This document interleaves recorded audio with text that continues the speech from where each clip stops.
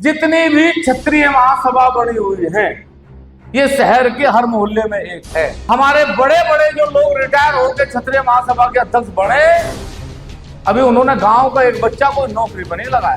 पृथ्वीराज चौहान यदि गुज्जर होंगे, मिहिर भोज जी यदि गुज्जर होंगे, तो मेरे आदरणीय बुजुर्गों साथियों, फिर चौहान भी गुज्जर ही लिखना पड़ेगा, आप बचोगे नहीं। हमारे जी से पूछ कर देखो ना, जिन्होंने मिहिर भोज जी के लिए जेल काटी, पृथ्वीराज चौहान जी के लिए जेल गए, लाठियां खाई। महापुरुष बचोगे तो वंश बचेगा, गोत्र बचेगा, परिचय बचेगा।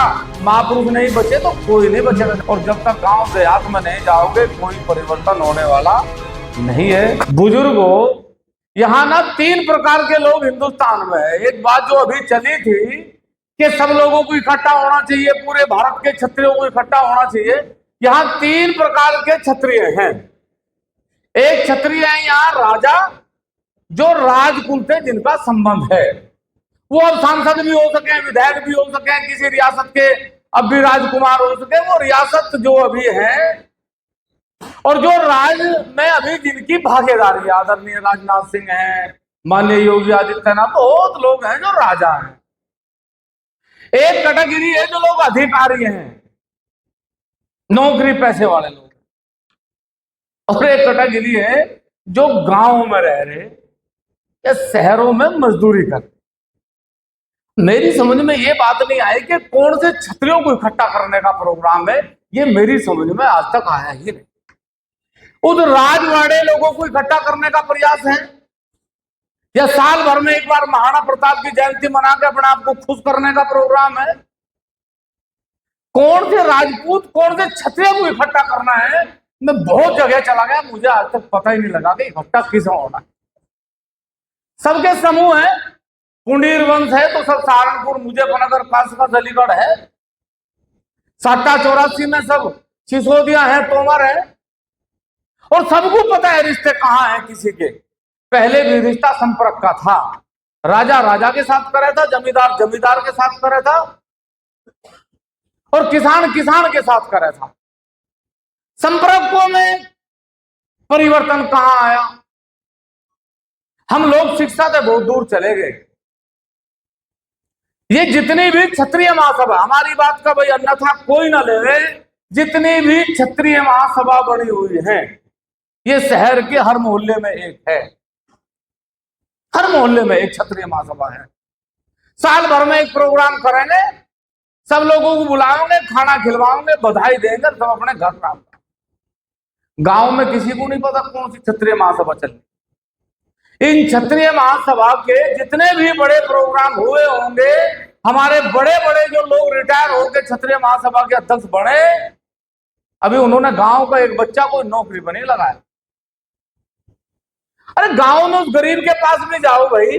आप लोग राजनाथ सिंह की तरफ को देखते हैं, आप लोग योगी आदित्यनाथ जी की तरफ को देखते हैं, बढ़िया है भाई, उनकी तरफ को देखो, वो राजा है, नेतृत्व कर रहे, देखो उनकी तरफ को। लेकिन यदि क्षत्रियों को इकट्ठा करना है तो उसके पास भी तो जाना पड़ेगा ना, जो सीमेंट के कट्टे ढो रहा आपका भाई राजपूत। उन महिलाओं के पास भी तो जाना पड़ेगा जिन्हें यही नहीं पता कि प्रोग्राम में जाया कैसे कराएं। भाई हमारा निवेदन आप लोगों से है कि जो परिचय सम्मेलन है ना, इन्हें 1 साल लगातार शहर से बाहर निकल के गांव में रखो। अगर गांव में जाओगे ना,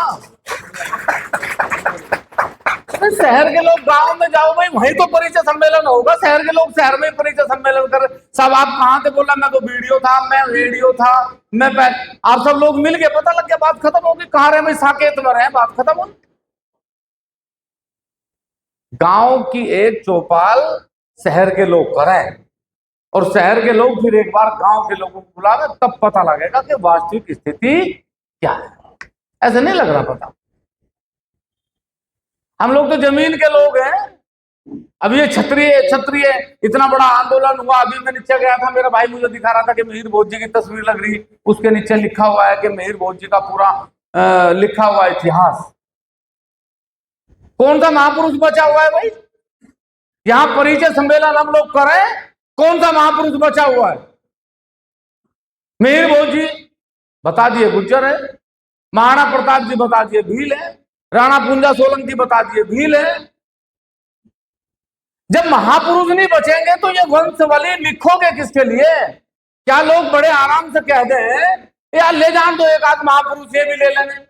वो महापुरुष एक स्टेचू नहीं है मेरे भाई, वो वंश है, एक प्रतिहार एक वंश है। अगर प्रतिहार वंश चला गया, पृथ्वीराज चौहान यदि गुज्जर होगे, मिहिर भोज जी यदि गुज्जर होगे, तो मेरे आदरणीय बुजुर्गों साथियों फिर चौहान भी गुज्जर ही लिखना पड़ेगा, आप बचोगे नहीं।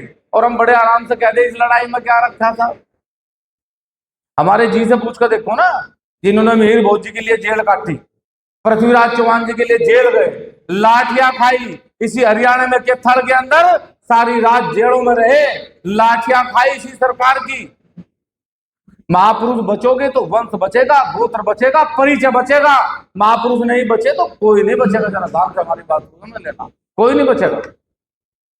तो हमारा निवेदन है, हमारा आग्रह है, यदि आप व्यवस्थाओं को ईमानदारी से पूर्ण कर, आदरणीय ललित राणा जी हमारे बीच में आए, आज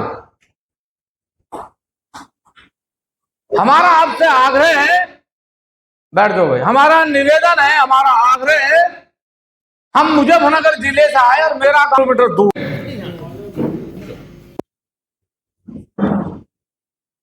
मैं बिल्कुल ठेठ गांव का आदमी हूं और मुझे ये पता है ईमानदारी से कि क्षत्रियों के लिए जितनी संस्थाएं बनी, क्षत्रियों के लिए जितने भवन बने, क्षत्रियों के लिए जितने संस्थान बने, इतना सब कुछ होने के बावजूद भी क्षत्रियों का दुनिया में सबसे ज्यादा पतन है।